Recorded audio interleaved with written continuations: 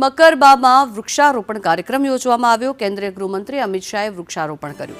Mission four million tree અંતર્ગત કાર્યક્રમ યોજવામાં આવ્યો। મકરબા તળાવ પાસે વૃક્ષારોપણનો આ કાર્યક્રમ ધારાસભ્ય અને મેયર સહિતના અનેક નેતાઓ પણ ત્યાં હાજર રહ્યા હતા। આ દ્રશ્યો જે આપ જોઈ રહ્યા છો અમદાવાદના મકરબા વિસ્તારના આ દ્રશ્યો છે કે જ્યાં વૃક્ષારોપણ કાર્યક્રમનું આયોજન કરવામાં આવ્યું હતું મકરબા તળાવ પાસે, અને જેમાં કેન્દ્રીય ગૃહમંત્રી અમિત શાહે હાજરી આપી હતી અને સાથે અન્ય નેતાઓએ પણ ત્યાં હાજરી આપી।